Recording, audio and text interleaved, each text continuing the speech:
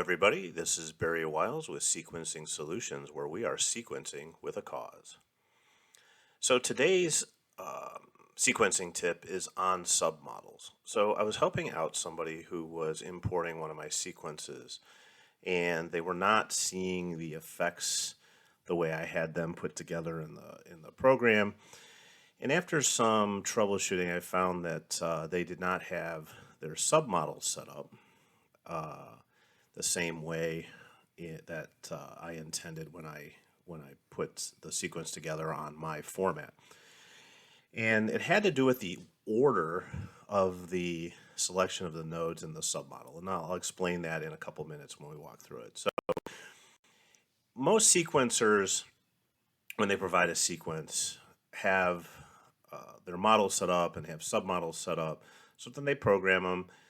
They're expecting your display to be in a similar format. There's things you can do in the sequencing programming and stuff to kind of protect against some of that. But there are effects that happen, and if the submodels aren't set up properly, you're not going to get the same results as intended by the provider of the sequence. So the intent of this video is not to go through all the different submodeling techniques and in depth. And rendering styles of models. I'll probably do a couple other videos to touch base on those kind of a little more advanced topics later. But for this one today, it's basically to show you that order does matter when you set up submodels. So I'm going to use the spinner because the spinner has the ability to set up a lot of different submodels and a lot of different potentially things that you can do with it on effects. And I'm also going to talk about how you set the submodels up and how those are set up and grouped, because those impact the way things look as well. So when you go to your layout page and you select, I've selected my spinner, you get this dialog box. And on the dialog box, there's this thing called submodels. So if you have not done much with submodels, this is where you find them. You click on the little dots and it opens up a dialog box here that I'm actually going to go to full screen on. And this shows you all the different submodels that are set up for this particular prop. Now, some of the props that you import, so if you import from the library on xLights, I find that some of the props have some pretty good submodels already set up, and some of the props don't have any of the submodels set up. So I noticed in the spinners, certain brands of spinners actually come with submodels, and some of the spinner models don't have any in them. So I have already set up the submodels. I'll actually show you how to do some of this quickly, but I also want to point out how these are set up. So perfect. Let's go ahead and look at real quick. I'm going to go ahead and download a prop here, and I'm going to go down and just pick something out of the spinners category here. So let's just pick, we'll pick a 32-inch spinner, okay?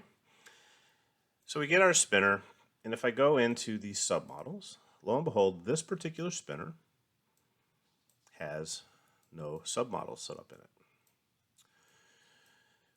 So we need to generate those so that they match up with what we're expecting to see on something like this. So in my layout, I have several submodel definitions set up. As you can see, I have what I call the spokes, which are these these lines that go around the spinner. I have circles. Whoops. Actually, that's the outer circle. I have rings. So I do have, if I go into the rings, I do have the ability to go each ring in the spinner. I have an inner ring and an outer ring on the prop, because sometimes I'll just do some things with the sequence where I just want the single rings, and it's easier to have those and group those into a model. So that's the typical setup of my spinners and my submodeling. And other sequencers may have this done a little bit differently, and there's no necessarily right or wrong answer as long as you pay attention to how you do it and how the effects are put onto those models. Now, one of the things that was really great that the xLights developers added was this ability to draw models. So I'm going to go back up here for a minute to this spinner where we had no submodel, so I can at least show you the basics of how to set up. So right now we have no submodel. So let's go ahead and I want to go ahead and set up the one that I had with spokes. So we're going to add a submodel, and we're going to call it spokes. And what we get is we get a dialog box here that says it's got one line, and this will allow us to pick the number of submodels we want under this subcategory called spokes. So one of the things that to make this easier is you can see a pixel definition of your prop here. If we double click on the wording, this is a software, and the xLights developers are aware of it. When you click on the box, it doesn't open this dialog box for some reason. See, I can click on this all day, doesn't open, but if I come over here and hit on the bottom, it pops up this dialog box here. And what this box does is it shows you a picture of this particular prop. And it shows you the node numbers on how this particular prop is set up and wired. So if I were to look at a wiring diagram for this prop, you would see this is kind of the numbering and wiring layout that they would follow, okay? And this is typical on spinners. It'll go 18, 19, 20, and then jump around. So the nice thing with this, if you do this properly, is you don't necessarily have to worry about the wiring and the node numbers and all that, as long as you pay attention when you set these props up. So what I'm going to do is I'm going to start with the first spoke. So I'm going to use the bottom one here. Whoops, I don't want to do that. And I want to pick all the nodes in the spoke. Now, my own preference is I don't usually put the outside node in my spoke definition. It's just personal preference for me. You can. There's no right or wrong answer. It really won't mess anything up. And sometimes if you have a really small spinner that might only have 3 nodes in it or something, you'll want to include that. What's important when you do this is that you pick a reference point and you follow it all the way through the model. I always, on anything like this, on a circular prop, I like to start from the middle and work my way out. So when I define this spoke, I double clicked on the node and it highlighted it, okay?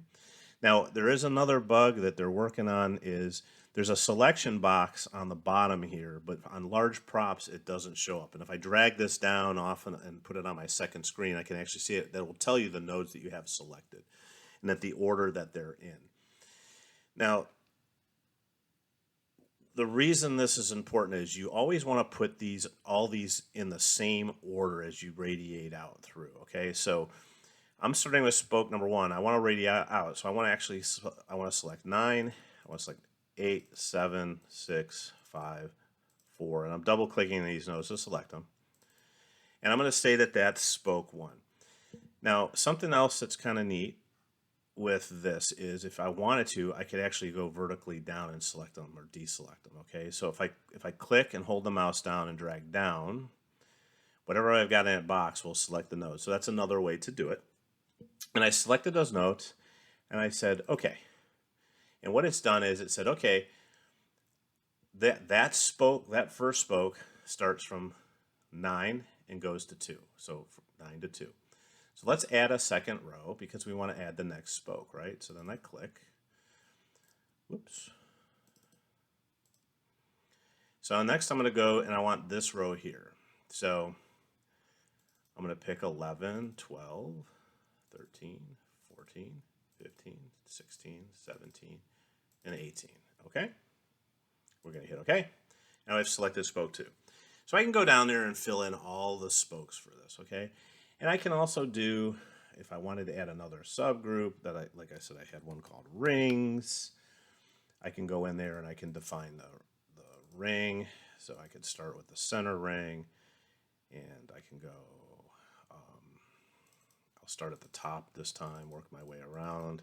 I can select these to kind of make life easier on myself. Whoops. But that's where the problem begins. So go around and we can pick these rings. Whoops. So here I'm going to show you something. That's probably the best place to do it. So see how I kind of sometimes I've missed some of those nodes and I double clicked it, right? Well, here's what happens. So I hit that and I hit enter. Lo and behold, what it did, it gave me this long list of nodes in the order that I selected them. And I can do that for the rest of the rings and go through, because those were not linear, right? In the ring, the node numbers were all over the place, so that went through. So I can do that for a bunch of different props. So I don't want to be this to be an exercise in futility and go through that. So what I'm going to do is I'm going to go back to a model where I've already done all this work and have it done. Okay.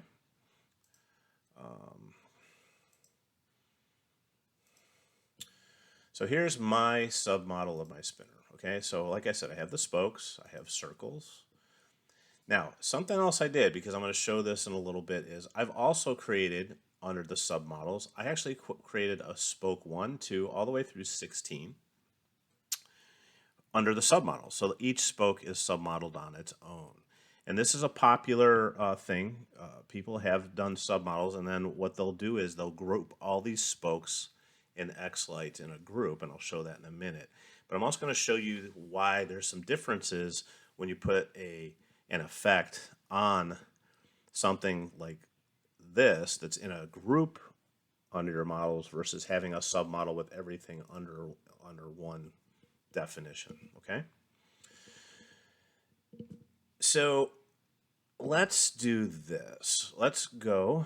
I'm going to save it because I made some changes. So I have a sequence here, and I have my spinner set up. So when I put the spinner in the display here, I can leave it condensed or I can expand it, and you can see my submodels, right? I have spokes, I have circles, I have rings, inner ring, outer ring, and I have spoke 1 through 16. Now, something else I did, I went ahead and I created a group called spinner spoke. So remember, one of the things we did was we created a spoke under the spinner submodel. Each spoke had its own submodel versus being grouped in one. So what I did was I created let's go ahead and push a few of these out. I created a spoke. I went down through my prop list and I found the spinner, which let's find here. And I found spinner spoke 1, 2, 3, 4, and 5. Okay. Now, this is another point that I like to bring out to people. When you create your groups, the order in these groups matter. Okay, because when you put an effect on, the rendering starts from the top and works down, and if you have these out of order, it's going to create some interesting things. And if you plan on that being interesting and that's the effect you want, that's great. But if you're not planning on it, it could create some problems. So I always try to make sure I have everything lined up in the group properly, and I hit save. So now I have a model group called spinner spokes as opposed to having a subgroup under the model. Okay, might be a little confusing, and I apologize. I'm trying not to make this video super long. So here's my group on the bottom that I put in the thing, and this is the spinner spokes all grouped under a model group versus my spokes up here. Oops, there we go. Which I have in a subgroup by itself. So something very simple. I'm going to put the single line effect on. Now, if I put the single line effect, on the spokes, the rendering style is default. You can see it kind of gives this explosion or starburst up look, and that's quite popular on spinners. You can play with the chase size, you can play with colors to add things to it, to get a desired effect that you want on it.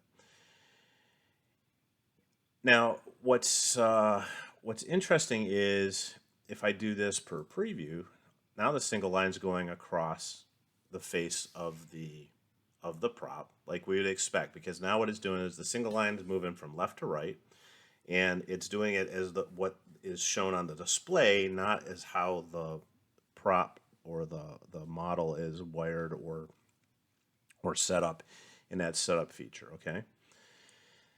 So I want to go back to the default for a minute. I'm going to go to white just because it stands out a little bit better. So this is where, when I talk about order, how the order matters. So see how that's nice? It's all uniform. It comes from the center. So let's go back to our model for a minute. Let's go to our submodel. And I am going to create another group. So I'm going to copy this. And I'm going to call this spokes 2. And what I'm going to do is I'm going to go ahead and let's change the order of this one. And maybe this one. Okay. Let's go ahead and save that. Now, basically what I did was in those two spokes, I switched the node definitions around so that it actually started from the outside and moved in. Now, let me show you what that's going to do. So as you can see down here, I've got a section now called spokes 2. So remember when we put this on here, we had this nice clean pattern. So let's take the single line effect and let's put it down on the spokes 2. And look at that. It's not acting the same way. Those two spokes that I changed the order on are starting from the outside and moving in. And that's because the way this buffer is being rendered, it's going by the order that I defined in the submodel. So what I have found is a lot of people just kind of go in and pick those nodes in their models, and they don't pay attention to the order. Then what happens is you put an effect on the model, and all of a sudden they're like, hey, wait a minute, it's not doing what I'm expecting it to do. Okay, so let's go back to our model.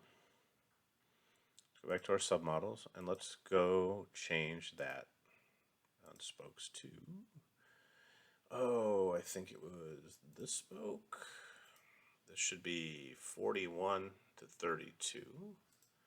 So I'm just going to go ahead and type that in, 41. And then we're going to hit OK. And when we come back to our sequence now, we should see it's back in order. Okay. So when you set up the models, it's very important that order is precise. If you go in and just randomly click on nodes and set the model up that way, then you're going to watch this follow the pattern on the nodes and how you've selected them. So it can get really randomized, and it could also impact what the look of the prop is going to have when you put it into your model. Now, one of the nice things, the way this model is set up, I'm going to go ahead and put this back on spokes 1 just for the heck of it. And I've got that one set up as per preview or per default. Oops, I'm sorry, I've got that on the spinner. There we go. So I've got a little bit of a time lag, so you can kind of see they're both doing the same thing. And just for a programming tip, so if you set this up, if you turn this thing 90 degrees, you get a nice clockwise or counterclockwise spinner effect. So if you've never worked with a spinner before, you're wondering, hey, how did they get the spinner arms to go around? It's very simple. You just, if you have the submodel link set up the way I've got it set up, and you rotate it 90 degrees, boom, you get this nice circular motion versus the explosion. I could put a dual bounce in there, and it can go, you can get some neat effects. So I'm not going to go through the setup of the spinner and how to get these effects to work. I just kind of wanted you to see the submodeling and why that's important.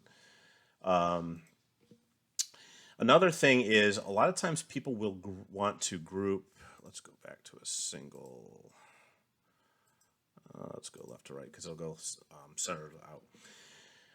So one of the things to look at too is when you how you set these up. So I have my model set up so the spokes are all under one group under the submodel. Some people have the individual spokes set up like we had before, and then they put them under a group or a subgroup. Now you have to watch that because so here we have the single strand spec. I'm going to put that on the model, and you're going to see now it acts differently.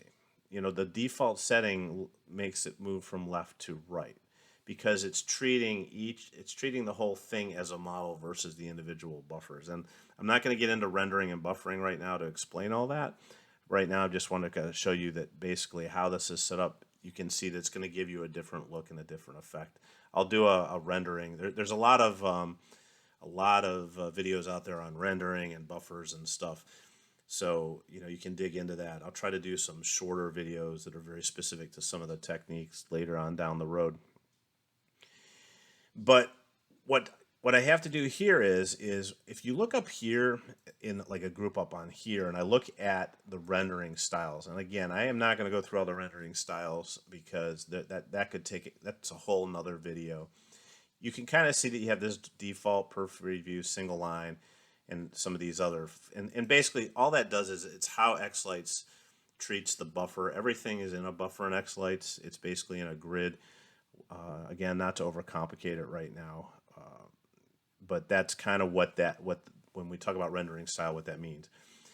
Now, when I come down to here and I look at it from where I've got a group of models under one group, you know, I could have multiple spinners under here. Now you have selections down on the bottom that are per model default, per model preview, and per model single line. So if I pick per model default, you can see I've got the model. Now, when I set the spokes up, I set one up backwards just to kind of show you that you can see the same thing if you set up the spoke model. So as you can see, we do have one spoke out of order under our spoke, so we did that on purpose. So let's go down to our submodel once again. And let's look at spoke number 1 that we have set up and look at its definition. So we've got it set up. It's saying nodes 2 through 11, outside to inside versus being 11 through 2, which is radiating out, which is really the way we want it set up. So I'm just going to go in there. Well, I did something weird, but okay. I'm going to say it's 11 to 2. And hit OK. We'll hit save because we've made changes to one of our models. Go to the sequence. And now we've got them operating in the proper order. So again, the point of the video is that when you set up your submodels, it's very important to set those up with the nodes in the proper order because it will impact how the sequence looks on your display and how the effects will render on there. And the best way or the best thing to do is the particular sequence sites that you download from or purchase from should have a model guideline. I have on my own, I have a document I supply with each sequence that shows the breakdown of all the submodels. There's also a video on the website that will walk you through the submodeling for the two types of displays that I put up there, the diamond and the platinum versions. So as long as you adhere to some pretty simple rules, I don't get real elaborate on the submodels because that can cause some difficulties if it takes longer to set the submodels up and import the display. So we try not to go too in depth, but there's some neat looks that you get from the effects having different types of submodels under there, and so I try to make the ones that kind of stand out and really show off the look of the display. If you go into things like Snowflakes, you know, typical, there was a video recently done that was really well done. It shows you kind of how to set up some snowflakes where I have tips and arms and a center. So when you look at the sequence sites that you bring and the sequences you bring in, just make sure that you set up the submodels and the order of the nodes the way you want them. and I think you'll be happier with the results when you bring in the display. So I appreciate your time. We will continue to provide other videos and tips on sequencing and setting up models and setting up xLights. I hope this was beneficial to you and helps you understand how some of these submodels are set up. And I hope your holiday and display seasons go well and that your displays shine bright. Thank you, and have a great season.